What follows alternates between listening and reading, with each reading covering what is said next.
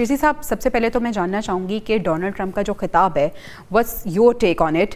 और सर, उसमें बड़े बड़े दावे किए गए हैं, बड़ी धमकियाँ दी गई हैं, दावों में कहा गया है कि हमारे जितने अहदाफ थे तकरीबन हमने वो हासिल कर लिए। सवाल यहाँ पे ये है सर कि अगर बकौल डोनाल्ड ट्रंप के तमाम अहदाफ हासिल कर लिए गए हैं तो फिर जंग को प्रोलॉन्ग करने का क्या मकसद? सर, पहले खिताब को कैसे देखते हैं, फिर ये सवाल। बहुत शुक्रिया जवेरिया, आपने इनवाइट किया। बिल्कुल, प्रेसिडेंट ट्रंप का तो आप डे वन से देख लें, जब उन्होंने 28 तारीख को शुरू की थी जंग फरवरी की, उस दिन से लेकर वेरी नेक्स्ट डे जो 1 मार्च था, उन्होंने पहला बयान ये दिया था कि मैं ये जंग 4 हफ्ते में खत्म करूंगा जी। द वेरी नेक्स्ट डे 2 मार्च को उन्होंने कहा कि ये जंग 6 हफ्ते भी चल सकती है और लॉन्ग भी है, जिसके लिए हम तैयार हैं।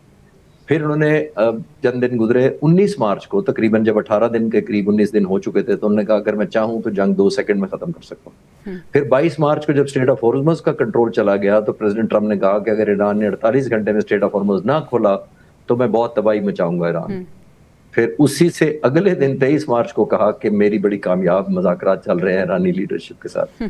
तो ये तो मैंने पहला सिर्फ आपको 10-15 दिन का बता दिया, उसके बाद तारीख का हिस्सा बन चुका है। तो वो वेरी करते रहते हैं सही, क्योंकि कारोबारी शख्सियत हैं, तो वो चाहते हैं कि दुनिया का जो मार्केट है उसको भी मैं मैनेज करता रहूं, कि इतनी ज्यादा अपराइजिंग ना सडनली हो जाए कि एक पब्लिक ओपिनियन जो ऑलमोस्ट आपने देखा कि 1 करोड़ के लोग निकले हैं अमेरिका में नो किंग के बोर्ड लेकर, तो इसका मतलब ये है कि लोग बहुत परेशान हैं। 80% लोगों ने वोट अगेंस्ट दिया है। वो तो जाहिर है अकाउंटेबल उन लोगों को तो प्रेसिडेंट ट्रंप ने होना है अमेरिका में।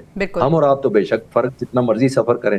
तो आई थिंक प्रेसिडेंट ट्रंप ने कुछ दिन पहले, मेरी फीलिंग ये है कि ये रियलाइज किया कि दुनिया में खास तौर पर ये एक परसेप्शन बनता जा रहा है कि अमेरिका जंग हार रहा है और अमेरिका के पास नेगोशिएशन के लिए बार्गेनिंग चिप नहीं रही। तो अब प्रेसिडेंट ट्रंप ने एक नया राउंड शुरू किया है, सेइंग कि मैं इतना ज्यादा कम बैक कर रहा हूं, मैं स्टोन एज पे कर दूंगा, धकेल दूंगा, ये सारा कर दूंगा, ताकि अपनी नेगोशिएशन की जो लीवरेज है वापस ले सके। क्योंकि इस वक्त ऐसा लग रहा था कि प्रेसिडेंट ट्रंप फ्रस्ट्रेटेड है या डेस्परेट है या जल्दी चाहते हैं। ईरान ने कहा हम तो बात भी नहीं कर रहे, हम करना भी नहीं चाहते, और जब तक ये नहीं मानोगे तो करेंगे भी नहीं। तो एक एलिमेंट ऑफ जिसको कहते हैं ना स्ट्रेंथ, वो ईरान में ज्यादा नजर आई, प्रेसिडेंट ट्रंप में कम नजर आई। तो ये इस तकरीर से मैं ये टेक ऑन करता हूं कि ये पॉसिबली उन्हें एस्केलेट किया है। लेकिन मुझे ये भी मानता हूं कि शायद वीकेंड से पहले वो फिर ऐसा बयान देंगे, क्योंकि over the weekend stock markets high and पे बंद ना हो, एक पैनिक का शिकार ना हो। मुझे लगता है एक और बयान देंगे जो इसको वो वापस ठंडा कर देंगे और एक पॉजिटिविटी फिर ले आएंगे। अनफॉर्चुनेटली यही उनका रहा है, क्योंकि टेक होम उनको अभी तक सब्सटेंशियल नजर नहीं आता। बिल्कुल सही, आपका पॉइंट आ गया नगरी साहब। चिश्ती साहब, सवाल यहाँ पे ये है कि क्या वाकई अमेरिका को फर्क नहीं पड़ता स्ट्रेट ऑफ हॉर्मुज़ अगर बंद रहती है, और क्या अमेरिका इस तरह से अपने आप को अलग कर सकता है पूरी दुनिया को इस मौशी तौर पर, इस दहाने पर लाकर? नहीं जब ये कर तो नहीं सकता है, बिकॉज जाहिर है डॉलर एक करेंसी है जो पूरी दुनिया में चलती है जी। वो सारी दुनिया में चलती है। दूसरी आप नोट करें कि अमेरिका का जो निकल जाने से मसले हल नहीं होते, अमेरिका ने डाला ही मसले में खुद है जी। और अब दूसरे मुल्कों को कहना कि आपका स्टेक है तो खुद आप स्टेट ऑफ हॉर्मुज़ खाली करा दें, तो फिर अमेरिका आया क्यों था?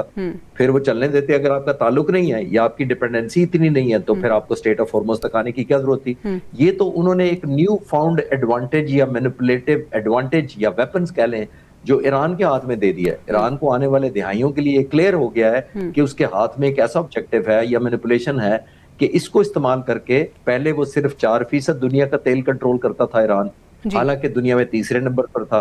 सिर्फ 1.38 बिलियन बैरल रोजाना वो सिर्फ चीन को दे सकता था, जो 80% to 85% ईरान की एक्सपोर्ट थी, जो 13% चाइना की जरूरत पूरी करता था। सिर्फ 4% से वो ऑलमोस्ट 20% पे चले गए हैं आपके सामने। इस वक्त 2000 शिप्स खड़े हैं जो ईरान के नॉर्ड का या परमिशन का इंतजार कर रहे हैं। 150 के करीब आपनाए हरमौज से रोजाना जहाज गुजरते थे, अब 4 या 6 गुजर रहे हैं, वो भी $20 मिलियन लेकर गुजर रहे हैं।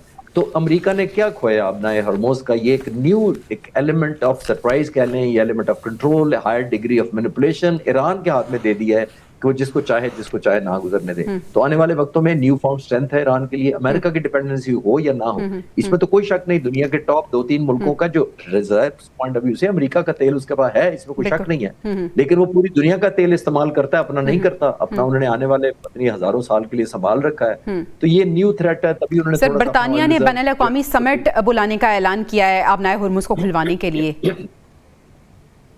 जी, ये बहुत अच्छा पॉइंट आपने याद कराया। जी। देखिए, ये वक्त भी आना था कि बरतानिया लीड कर रहा है और 34 मुल्क कन्वर्ज हो रहे हैं। जी। इसका मतलब ये है कि प्रेसिडेंट ट्रंप को ये रियलाइज करना चाहिए कि जब से वो सदर बने 1.25 साल के अंदर उन्होंने अपने नेबर्स को, अपने फ्रेंड्स को, नेटो को, एलाइज को, यूरोपियन यूनियन को ऑफेंड किया।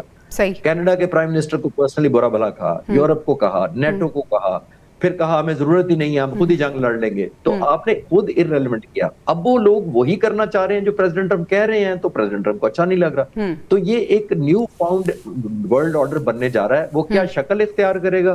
अमेरिका की जो इस रीजन में प्रेजेंस थी वो डिफरेंट हो जाएगी, स्पेशली मिडिल ईस्ट की मैं बात कर रहा हूँ। जी। और जाहिर है, जैसे मैंने कहा कि रशिया और चाइना और ज्यादा रेलेवेंट हो गए हैं। बिल्कुल सही। मिडिल